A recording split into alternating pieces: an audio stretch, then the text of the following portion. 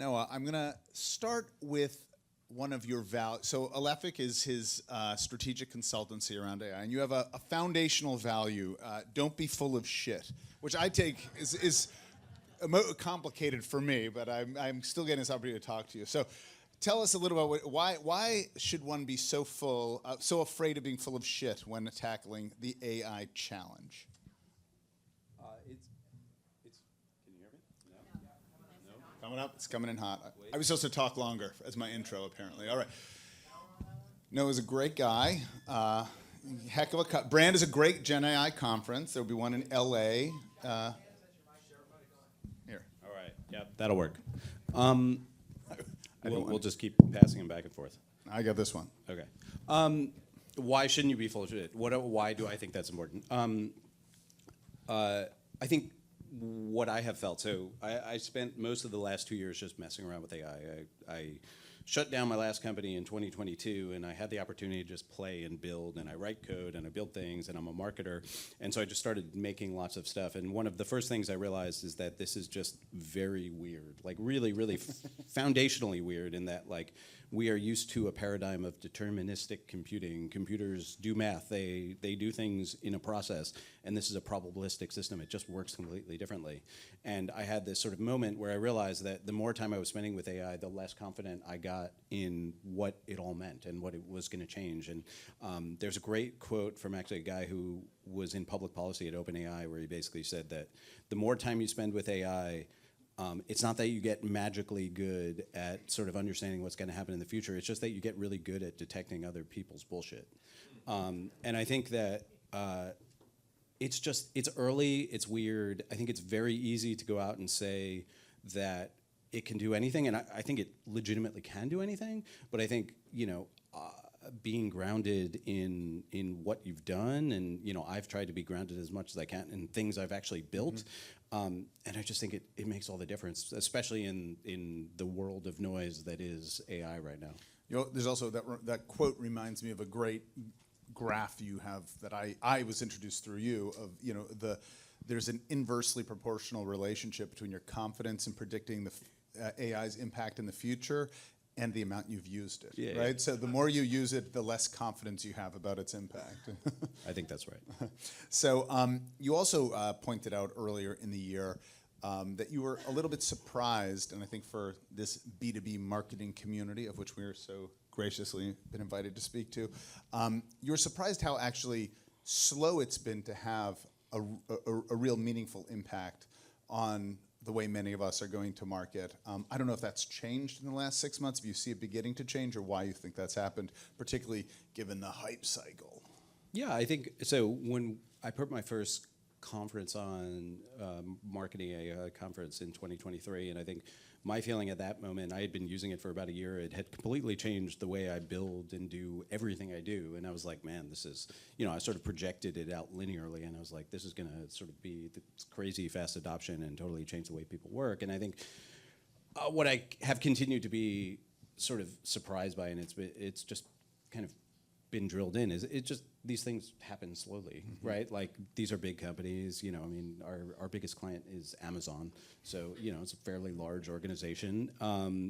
It just takes time for things to move, even in the most technologically advanced companies in the world. And so, I think it's a really weird moment where, on one side you just have, like, it's the sort of snake swallowing the giant thing, right? It's got to move its way through. It's going to take time, but it is not a thing that we naturally have intuition for, so it requires everybody to get their hands on it and start to feel it.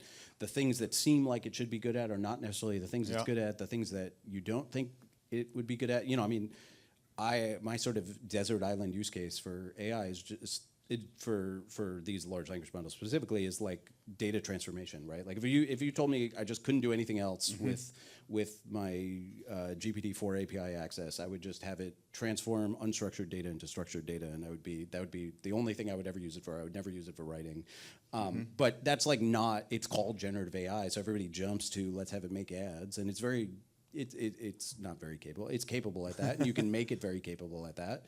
I have made it very capable at that, but I think it just takes, fingerspitzen. You beat me to saying Fingerspitzengefühl. This is a term he uses quite a bit, and everyone here should know it. For those of us who are trying, we have a B2B agency. We're starting to use GenAI, but I agree, and to my shame, I'm not always listening to this advice, that you need to build your intuition with GenAI, which is something Noah emphasizes a lot in his writing and in his advocacy for all this technology. And the term you use as far as how you build intuition through usage is Fingerspitzengefühl, which is, of course, a German word that means building fingertip feeling, right? And so I think it's like, because this is a counterintuitive, like my counterintuitive example, and this will resonate probably in this room more than it does in most, is the first time I got access to build a ChatGPT plugin. I did the thing. I've integrated lots of systems together. I've done that for most of my life. I ran a software company for a long time. You go to the API docs, you read the API docs, it tells you how one system has to talk to another system. As a rule, the big guy gets to tell the little guy how to integrate, right? It tells you how should you send data, how should you receive data, how are you gonna receive data back. I read the ChatGPT plugin API spec, and it says, you just add a manifest file to your application. In there, you tell us how you want us to send you data, and you tell us how you're gonna send data back, and we'll deal with the rest. And it's like, I have a career of intuition for how to integrate software platforms together, and it's exactly the opposite of how that worked. And it only can do that because they're using AI as this fuzzy interface to do the translation of the data from one format to another. But it's like, it's gonna take some time. Like, I mean, we're gonna have to break a lot of things that we understand to work in the ways we understand they work. So Noah works with some of the biggest, best companies in the world, helping solve these interesting challenges within the marketing sphere and ecosystem. I think an area that, certainly in our agency, the first place we started using it is not apparently on your desert island, because we use it to sort of build ads and generate content, or at least inform the kind of creative process. How do you see that playing out now? Is content the big story? Is kind of the way we fuel the amount of content B2B? We work also only in B2B, so like the amount of content that's needed is intense, particularly in ABM and things like that. Yeah, I mean, I think that content is an obvious place these things can write. The challenge that we have is that the sort of baseline output of these systems is at the 50th percentile, and generally the 50th percentile is not going to be good enough for us. I would say most of the folks I end up working with, I try to sort of steer them towards using it as in sort of operational and feedback capacities before they start worrying about using it for generative capacities. Like, in a lot of ways, its ability to read our writing is much more interesting to me than its ability to write on its own.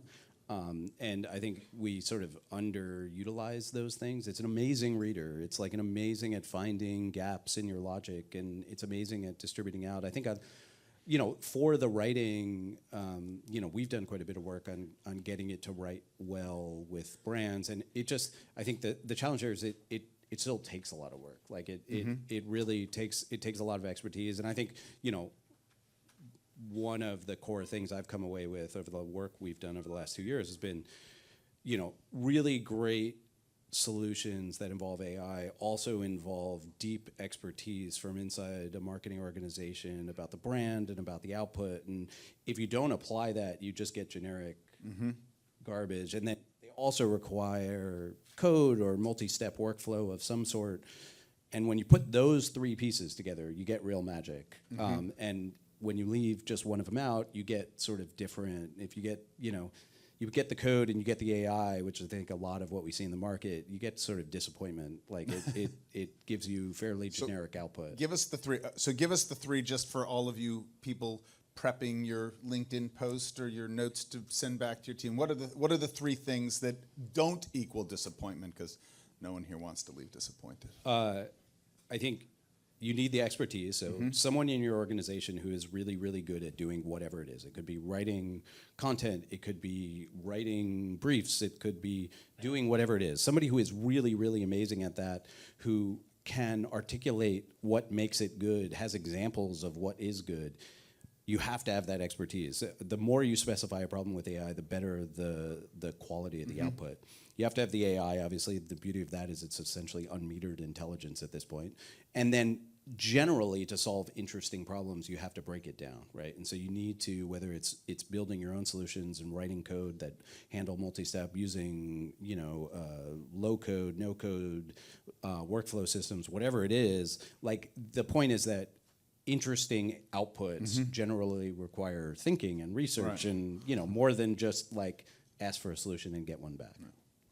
Well, we have apparently gone over our 10 minutes, but I do feel confident we have let everyone here know everything there is to know about GenAI and marketing. So thank you. Oh my God, thank you both.